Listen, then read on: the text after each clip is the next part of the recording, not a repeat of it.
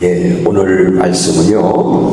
오늘 말씀은 예레미야 애가로 갑니다. 지난주까지 어제까지 예레미야 애가를 다 읽었거든요. 예레미야 애가 3장, 예레미야 애가 3장 19절부터 26절까지만 교독하겠습니다. 짧아요. 짧으신 게 짧게 가기 때문에 제가 19절을 먼저 봉독하겠습니다. 내 고초와 재난 곧 쑥과 담즙을 기억하소서.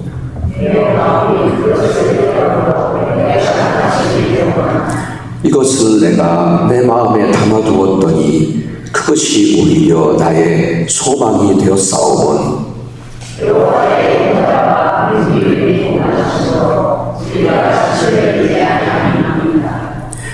이것들이 아침마다 새로우니 주의 성실하심이 크시겠소이다.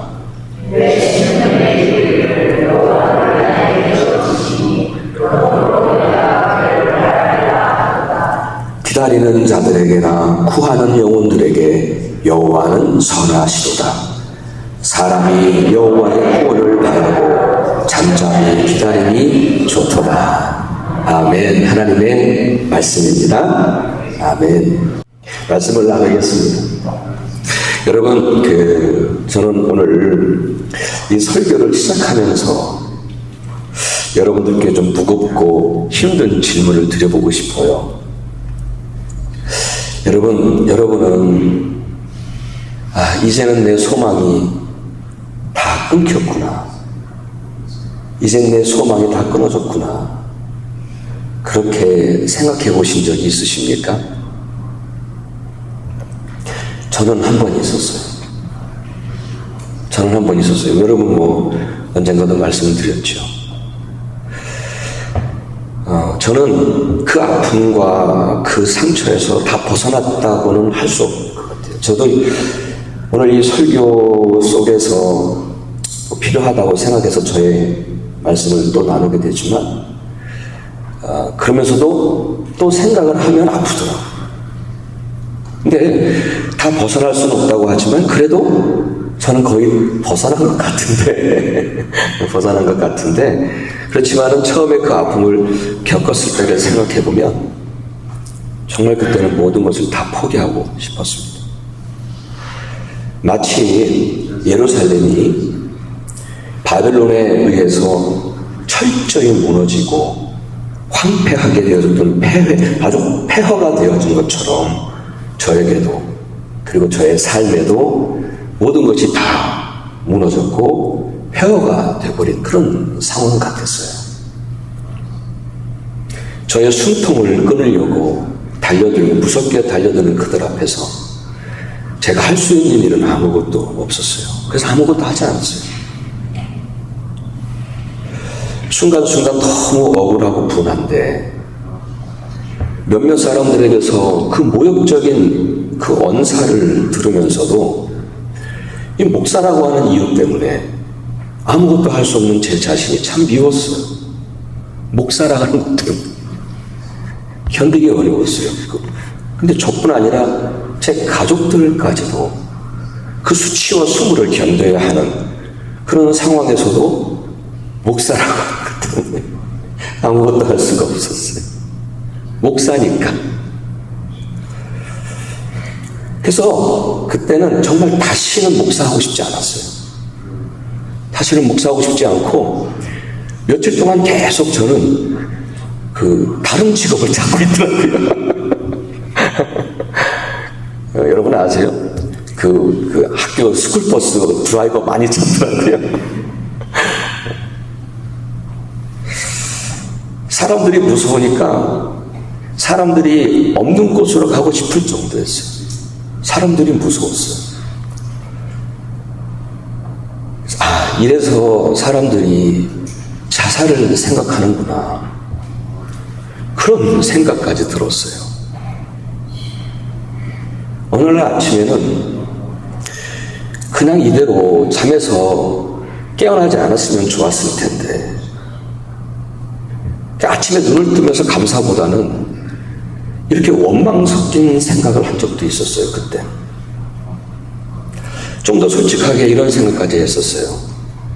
그 사람들은 스스로 그리스도인이다, 목사다, 그렇게 하면서 어떻게 이렇게까지 나에게 함부로 대할 수 있을까? 손에 칼만 들지 않았지, 이것은 배신을 넘어서 살인한 거 아닌가? 이런 생각까지 들었어요. 제가 그동안에 제 속에서만 있었던 이 깊은 감정의 표현들, 이런 것을 제가 지금 가감없이 여러분들께 말씀을 드리는 것은 제가 그만큼 모든 것을 다 포기하고 싶었고 제 삶이 다 폐허가 되어버린 것처럼 그런 제 삶이었음을 여러분들께 이렇게 말씀드리고 싶어서 그렇게 했습니다. 오늘 설교와 연관이 있다라고 생각이 들어서 솔직하게 말씀을 드렸습니다.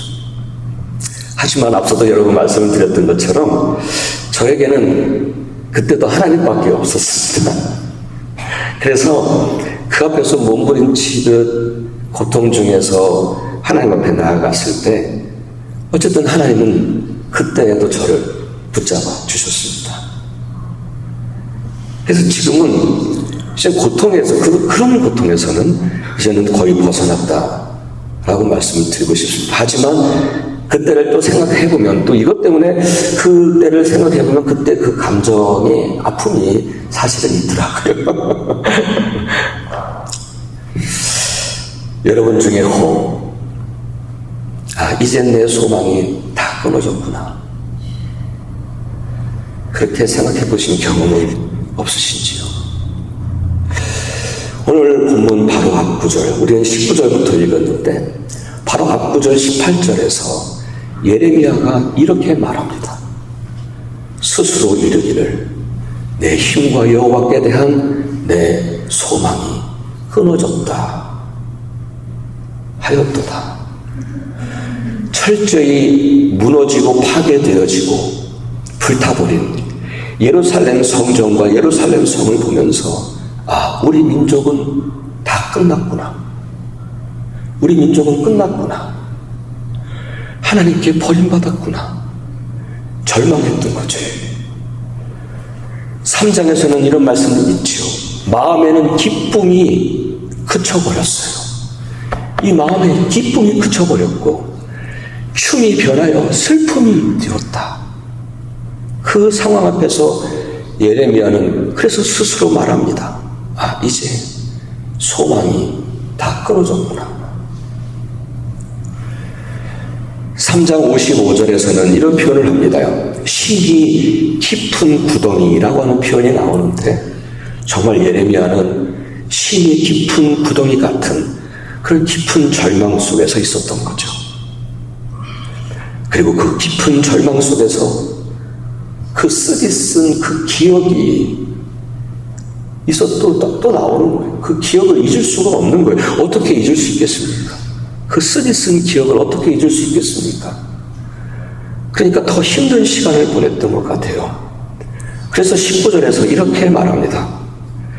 내 고초와 재난, 곧 쑥과 담즙을 기억하소서. 여기 기억하소서라고 하는 기도문은 끝나지만 원문에서는 기억합니다. I remember.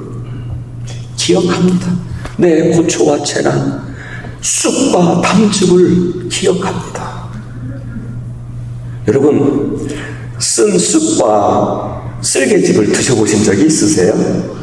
저는 먹어본 적은 없습니다만은 어떤 분의 말에 따르면 어렸을 때 그분이 자꾸 기절을 하니까 그 돼지 쓸개를 줬었대요. 돼지 쓸개를 줘서 그 돼지 쓸개를 먹어봤대요. 근데 어떤 것보다도 이 돼지 쓸개는 더 쓰다고 그러더라고요. 근데 막 얼마나 그 쓴맛인지 괴로웠다고 그러더라고요. 근데 이렇게 너무 쓰면 대부분 삼키지 못하고 뱉잖아요. 근데 그 쓴맛은 뱉어도 그게 오랫동안 가시지 않잖아요. 다른 음식을 먹어서 그 쓴맛을 좀 없애려고 해도 없어지질 않아요, 잘. 다른 음식조차 먹기 힘들죠. 이 깊은 상처라고 하는 것이 그런 것 같아요. 이렇게 그 쓰디쓴 고난을 기억하니, 이 예레미야가 그 고난을 기억하니 오히려 더 낙심이 되었고, 그래서 20절에도 말하고 있듯이 그 고난의 상황에서도 아무것도 소망이 또 보이질 않으니까, 소망이라는 게 보이질 않으니까 내가 더 낙심이 되었다라고 말합니다. 내가 더 낙심이 되었고. 새 번역에서는요, 좀 더 감정적인 표현을 거기다가 사전해서 감정적인 표현으로 번역을 했다고요. 울적한 마음을 가눌 길이 없다. 좀 더 감정적인 표현이 되죠. 울적한 마음을 가눌 길이 없다. 예, 어찌 그런 상황에서 낙심이 되지 않겠습니까? 그런데 여러분, 낙심이 죄일까요? 낙심이 죄일까요? 어떤 분들은 낙심을 하고 있는 자신에 대해서 스스로를 정죄하시는 경우가 있는 것 같아요. 또 낙심이 돼. 내가 이렇게도 믿음이 없어서 난 죄인이야. 내가 이렇게 믿음이 없어서 또 낙심했어. 죄인이야. 그렇게 자기 스스로를 자책하면서 스스로를 정죄하는 분들도 보았어요. 하지만 여러분, 낙심은 죄다 아니다를 떠나서 죄로 보기는 어렵습니다. 여러분 오늘 보셨잖아요. 예레미야가 이렇게도 낙심하고 있어요. 예레미야도 이렇게도 낙심하고 있습니다. 그리고 여러분 잘 알고 계시는 엘리야는 이보다 더 심했어요. 더 낙심했어요. 여러분, 엘리야가 기도했더니 하늘에서 불이 떨어졌어요. 엄청난 기적을 경험했잖아요. 그리고 850명의 그 우상을 섬기던 그 제사장들과의 대결에서 이겼잖아요. 그랬던 엘리야였어요. 그런데 그가 얼마나 크게 낙심했는지 몰라요. 그는 로뎀나무 아래 주저앉아서 하나님께 죽기를 간청해요. 하나님, 이제 됐으니까 내 목숨을 거두어 주십시오. 내 목숨을 거두어 주십시오. 라고 그렇게 간구하는 거예요. 그리고 성경에 보면은 그냥 그 자리에 누워버려요. 그 자리에 누워버려요. 마치 다 포기한 사람처럼. 마치 다시는 일어나고 싶지 않은 사람처럼 그냥 누워버리는 거예요. 로뎀나무 아래에서. 그런데 여러분, 그럴 때 하나님 어떻게 하셨나요? 엘리야를 찾아오셔서, 야, 너 또 낙심했어? 너 불신의 죄를 지었구나. 회개해. 그렇게 말씀하지 않으셨어요. 오히려 천사를 보내셔서 그를 어루만져 주십니다. 그 낙심 중에 있던 엘리야가 다시 일어설 수 있도록 말이죠. 예, 낙심은 죄라 할 수 없는 것 같아요. 인간의 연약함이죠. 엘리야와 이 예레미야 선지자 같은 이 믿음의 선조들이 이렇게도 낙심을 했다면 우리 중에 누가 나는 낙심 안 해, 누가 말할 수 있겠습니까? 저도 말할 수 없습니다. 저도 낙심합니다. 하지만 우리는 잘 압니다. 그 낙심에 내가 머물러 있어서만은 안 될 것이다. 그 사실 잘 압니다. 그 낙심이 우리의 삶을 얼마나 더 깊은 구덩이로 몰아가는지도 잘 압니다. 그래서 우리는 어찌하든지 좀 일어서 보려고 애를 써보지요. 그러나 안타깝게도 많은 사람들은 그 방법을 잘 모르지요. 어떻게 해야 내가 지금 이 깊은 구덩이에서 빠져나올 수 있을까? 이 낙심이라고 하는 깊은 구덩이에서 나올 수 있을까? 잘 모르는 것 같아요. 그래서 오늘 저는 이 예레미야를 통해서 한 가지를 한번 좀 여러분과 나누고 싶은 거예요. 그가 낙심의 상황에서 어떻게 소망을 이야기하며 일어섰는지, 그 과정을 한 가지만 좀 여러분과 나누고 싶은 거예요. 여러분 그렇잖아요. 예레미야 애가입니다. 라멘테이션. 그냥 슬픈 노래예요. 슬프다라고 시작한 예레미야 애가예요. 그런데 그 슬픈 노래 중에 소망을 노래하더라고요. 어떻게 그렇게 달라질 수 있었을까? 어떻게 그 상황에서 소망을 이야기하며 일어설 수 있었을까? 그것을 오늘 여러분과 작은 거 하나인데 그게 너무 중요하다고 생각이 들어서 여러분과 나누고 싶은 거예요. 여러분, 정말 우리가 깊은 절망 속에 있을 때에 가장 간절한 단어는 소망인 것 같아요. 소망. 여러분, 9/11 테러 기억하시잖아요. 그때 맨하탄의 국제 무역 빌딩이 다 무너졌을 때 그 처참한 잔해 위에서 사람들마다 가장 간절했던 단어는 소망이었어요. 호흡. 그 당시에 여러분 잘 알고 계시죠? 웨스트라이프라고 하는 남성 그룹이 있어요. 노래하는 그룹. 그 사람들이 불렀던 You Raise Me Up.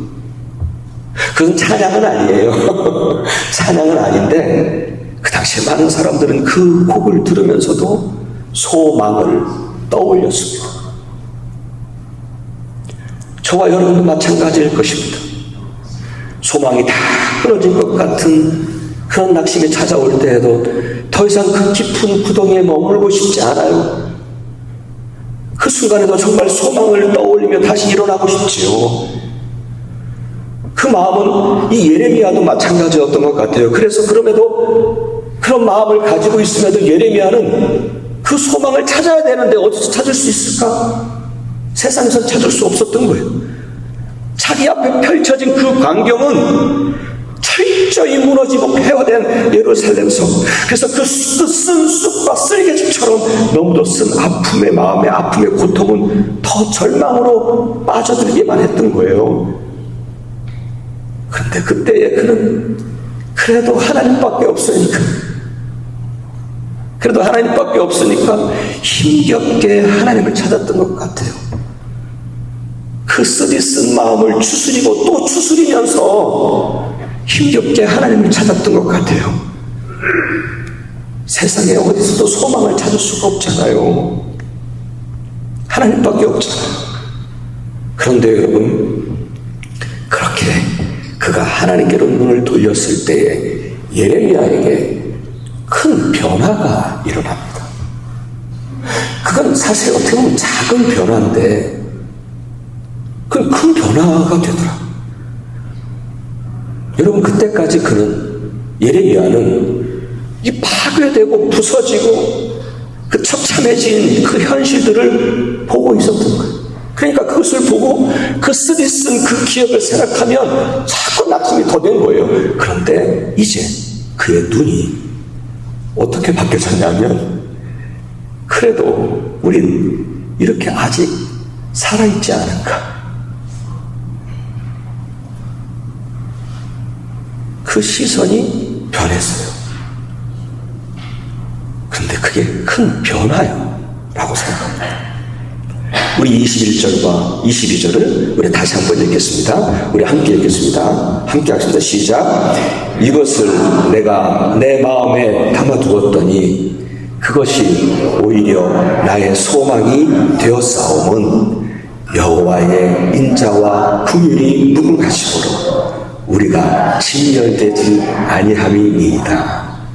다시 눈을 뜨니 다 무너진 이 폐허 속에서도 여전히 우리는 이렇게 남아있네요. 우리는 아직 소멸되지 않았습니다. We are not consumed. 그리고 이것은 분명 이렇게 우리가 여전히 살아있고 여전히 남아있네요. 그것은 분명 하나님이 우리를 여전히 붙들고 계셨구나. 하나님이 우리를 아직도 버리지 아니하셨구나. 하나님이 우리를 여전히 불쌍히 여기고 계시는구나. 그것을 보게 된 거지. 그리고 그것이 그에게는 소망이 된 거예요. 아멘. 작은 변화인데 그 생각이 바뀌어진 그 작은 변화인데 그게 거기서 소망이 되어 싸움은 더 나아가서 그거는 그 아침마다 눈을 뜰 때마다 이제는 그 하나님의 사랑과 은혜를 고백하기 시작합니다. 오늘도 하나님은 나를 붙드셨군요. 그래서 이 아침에도 눈을 뜨게 하셨군요. 아침마다 새롭게 하나님의 사랑에 감사하면서 소망을 갖게 된 거죠. 아침마다 새롭게 소망 품고 지금의 어려운 현실에 당당하게 맞서서 하루를 시작하게 된 거죠. 시편 37편 4절 다윗은 이렇게 말합니다. 우리 함께 읽을까요? 예, 한 목소리로 함께 하겠습니다. 37편 24절. 예, 좋습니다. 함께 하겠습니다. 시작. 의인은 넘어지나 아주 엎드러지지 아니함은 여호와께서 그의 손으로 붙드시니라. 믿으십니까? 그래요, 여러분. 우리도 어려운 상황, 현실을 만나면 누구나 다 낙심합니다. 때로는 엘리야처럼 정말 깊은 절망에 빠질 때가 있어요. 그냥 누워버리는 거예요. 로뎀 나무만에 그냥 누워버리는 거예요. 그냥 다시 일어나고 싶지 않은 거예요. 하지만 우리는 아주 엎드러지지 않아요.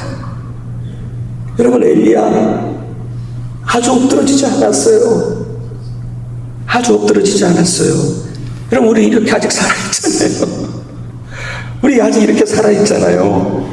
이렇게 지금 여전히 내가 아주 엎드러지지 않은 것은, 내가 완전히 정말 끝이 아닌 것은, 진멸되지 않은 것은 하나님께서 그 손으로 나를 붙드셨기 때문임을 믿습니다. 여기에 소망이 된 거죠. 어느 교회 목사님이 예배 후에 다 이렇게 악수를 하잖아요. 악수하면서 인사하잖아요. 우리 교회는 안 하지만 다 악수하면서 인사를 하는데, 쟤는 뭐 한 분이 집사님이 인사를 하시길래 집사님 요즘에 어떠세요? 그렇게 물어봤어요. 그랬더니 이 집사님이 목사님 죽겠습니다. 목사님 죽겠습니다. 그러더래요. 근데 교회가 크니까 1년 후에 이렇게 악수를 하다 보니까 그 집사님이 또 만난 거예요. 아니, 집사님 잘 지내셨어요? 요즘은 어떠세요? 그렇게 물어봤어요. 그랬더니 집사님이 어떻게 대답하셨냐면 1년 전하고 똑같이 목사님 죽겠습니다. 그러더래요. 그래서 그 목사님이 그러셨대요. 아니, 1년 전에도 죽겠다고 했는데 오늘까지 안 죽었네요. 하나님이 붙드신 거예요, 그거. 믿으십니까? 그래요, 여러분. 우리가 오늘 이렇게 살아있음은 은혜이고 소망입니다. 죽은 자에게는 소망이 없기 때문입니다. 아직 내가 이렇게 살아있음은 하나님의 은혜요. 그래서 소망이 있습니다. 예레미야는 이제 아침마다 그런 심령, 그런 마음을 가지고 이렇게 고백하는 거예요. 하나님은 신실하십니다. 성실하신 분이십니다. 그리고는 24절부터 26절까지 여러분 함께 읽을까요? 네, 우리 함께 24절부터 26절까지 함께 하겠습니다. 시작. 내 심령에 이르기를 여호와는 나의 기업이시니 그러므로 내가 그를 바라리라 하도다. 기다리는 자에게나 구하는 영혼들에게 여호와는 선하시도다. 사람이 여호와의 구원을 바라고 잠잠히 기다림이 좋도다. 아멘. 사랑하는 여러분, 낙심이 되어 힘들 때 아침마다 이렇게 예레미야의 고백을 해보시면 어떠시겠어요? 제가 이렇게 다시 말씀을 썼어요. 우리 정말 예레미야가 고백하는 게 아니라 이제 내가 고백하는 것처럼 한번 여러분 고백하면서 한번 읽겠습니다. 함께 하겠습니다. 시작. 하나님만이 나의 소망이십니다. 하나님만 바라고 기다리는 자들에게 하나님은 선하신 분이시며 그래서 마침내 선을 이루실 것입니다. 그러니 오늘도 하나님의 구원을 바라고 잠잠히 인내하면서 기다리자. 하나님은 신실하신 분이시다. 믿음으로 이렇게 고백하는 거예요. 아침마다. 이것이 저는 낙심에서 빠져나오는데 큰 힘이, 이 믿음의 고백은 큰 힘이 될 줄 믿습니다. 근데요, 이게 바로 다윗이 했던 방법이더라고요. 다윗도 낙심했을 거 아니에요. 순간순간 낙심했을 거 아니에요. 그래서 다윗이 사용했던 방법이에요. 우리 함께 읽겠습니다. 시편 42편 11절 함께 하겠습니다. 시작. 내 영혼아, 내가 어찌하여 낙심하며 어찌하여 내 속에서 불안해하는가. 너는 하나님께 소망을 두라. 그가 나타나 도우심으로 말미암아 내 하나님을 여전히 찬송하리라. 다윗도 이렇게 낙심하고 살았어요. 그러니까 자꾸 말하는 거예요. 내 영혼아, 하나님만 바라고 낙심하지 말자. 낙심하지 말자. 예레미야처럼 아침마다 새롭게 그 은혜에 감사하며 내가 살아있음에 감사하며 그것이 은혜임을 고백하며 그렇게 고백한 거예요.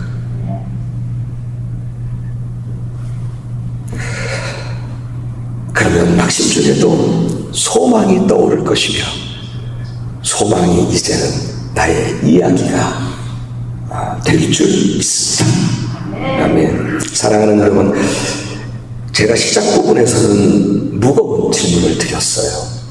그런데 이제 마지막 부분인데요. 마무리하면서 이런 질문을 여러분들께 던져봅니다. 여러분, 정말 하나님만이 나의 진정한 소망임을 믿으십니까? 시편 39편 7절에서 다윗은 이렇게 고백합니다. 우리 함께 볼까요? 예, 함께 하겠습니다. 시작. 주여. 39편, 죄송합니다. 예, 39편 7절. 예, 함께 하겠습니다. 시작. 주여, 이제 내가 무엇을 바라리요? 나의 소망은 주께 있나이다. 아멘. 여러분은 다윗처럼 그리고 예레미야처럼 깊은 낙심과 절망 속에서도 지금 나에게는 하나님밖에 없습니다. 하나님만이 나의 소망이십니다. 그렇게 고백하실 수 있으십니까? 아멘. 여러분, 우리 교회 이름이 뭐죠? 예? 소망 한인교회지요. 저는 이 소망이라고 하는 단어가 단순히 교회 이름이 아니라 우리 교회 지금 우리 살아가는 모든 성도님들의 삶 속에서 믿음의 능력으로 나타나는 소망이 되어지기를 주의 이름으로 축원합니다. 아멘, 아멘.